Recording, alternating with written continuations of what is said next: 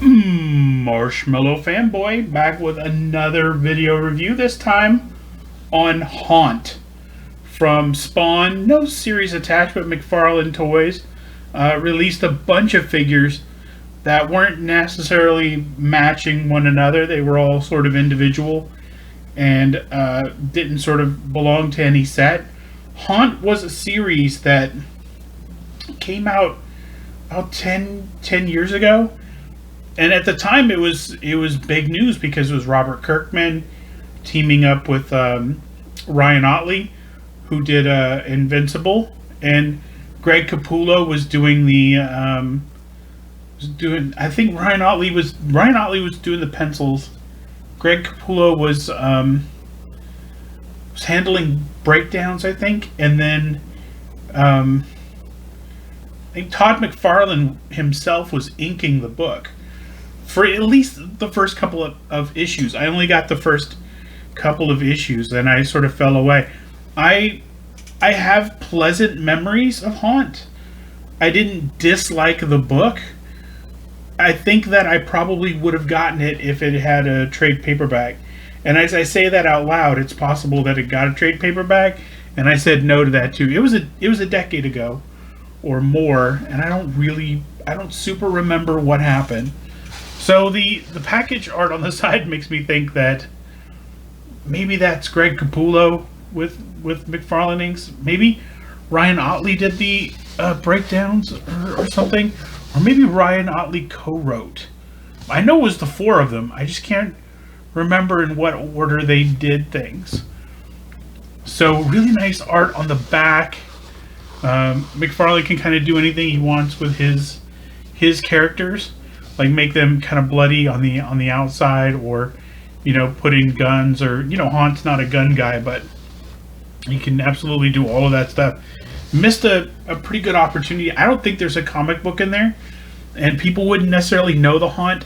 He looks awesome, but if they put a little comic book, maybe a 5x7 comic book or anything on the outside that told you who the character was, or what the character did, or where you can learn more about the character. Not even a barcode on this thing.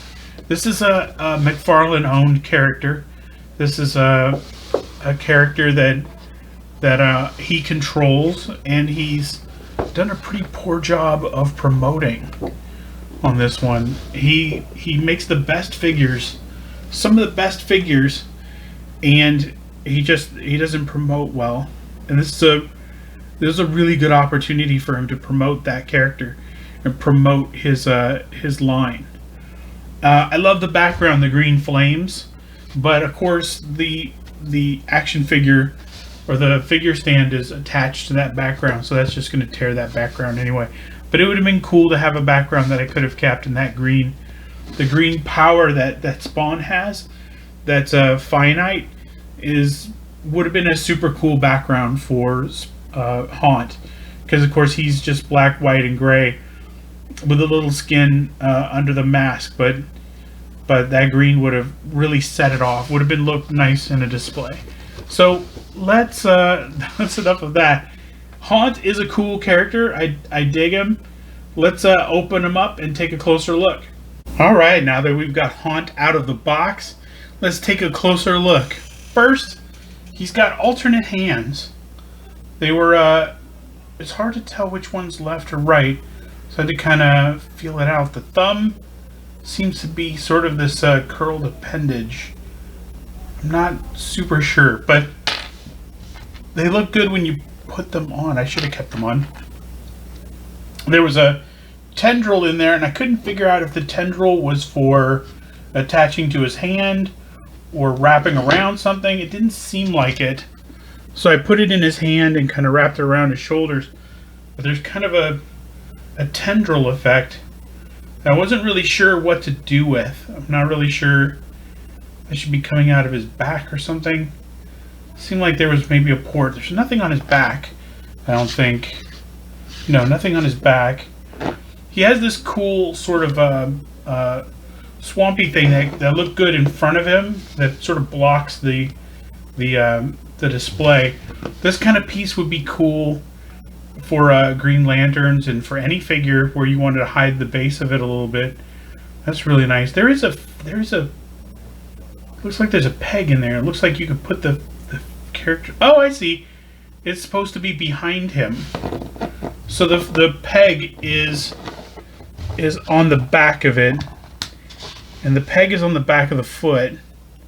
So you put it right on the back of his foot, and then it helps him stand up, but it keeps him stable. So that I like the effect better in front of him than behind him. The tendrils are seem like they would come off, but I don't think they do. I think they're molded to him.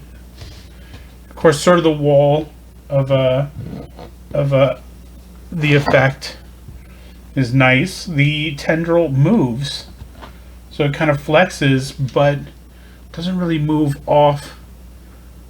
It does have up and down. It's not molded to it. I bet if I lost the hand, no, it is glued right to the back of his hand. Okay, it's glued to the back of his hand. Okay, so the tendrils are permanent on there, and they're glued to the feet too, so they're permanent on the feet. But the texture all over him is really cool. It's kind of this slimy, ethereal sort of goo sort of effect. It's sort of what a real life Venom might look like, which I think was kind of the idea. It's got the Haunt logo, real faint, so it's not, overpowering. The kind of fading from white to black, then to white again is really cool. The evil look with the vampire teeth is very cool. The figure's just got a really good likeness. Let me move the light source a little bit so I can get in close on him a little bit. So just a really good sculpt on the face. Just looks amazing. The butterfly joints sort of break the effect from the white to the other white. It's just the gray is wrong color all the way around for the butterfly joint. Actually, not bad in that position. Sort of a little less striking, but here it sort of breaks it up really sort of abruptly. Of course, if you lift it up to try to get it even, it breaks it up kind of more. So that's kind of a problem. But let's see about the head. Let me move the camera a little bit. The head, no up, and there's a pretty good down, and then right back to there, and no up. Okay, so let's see. There is a joint below the rib cage, which is almost seamless. You can't see that at all thanks to the paint. It's really cool. Like I said, the butterfly joints allow the arms to come out to not super far, but pretty far. Let's see, there's bicep swivels in both arms. So biceps swivel, that's nice. Double pin elbows. And he's got hinges in the hands. Hinges in the hands. So those are cool. And of course the hands turn. Hands turn all the way. I'm not getting any of this on camera. That's so weird.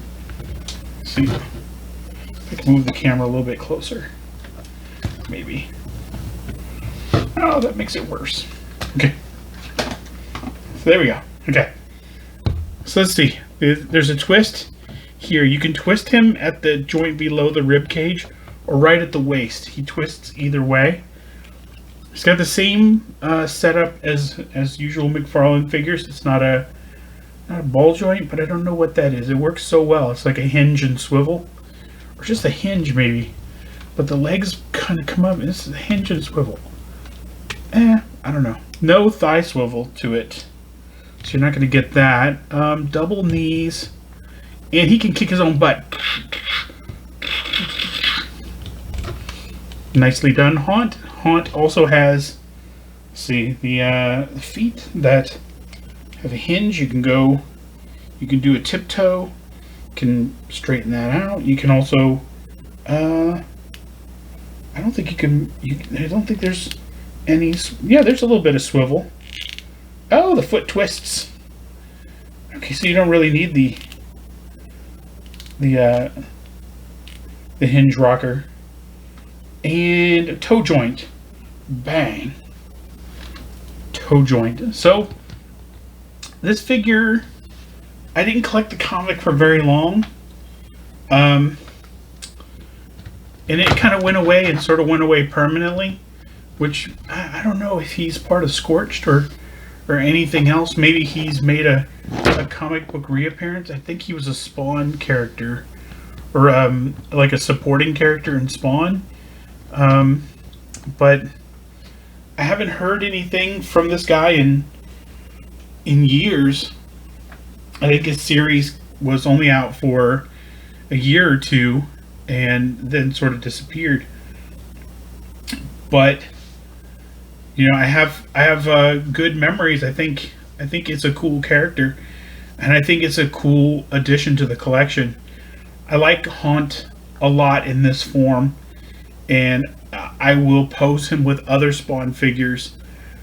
And maybe it's time to see if there was a trade paperback and hunt that down and see if maybe I can rekindle some of the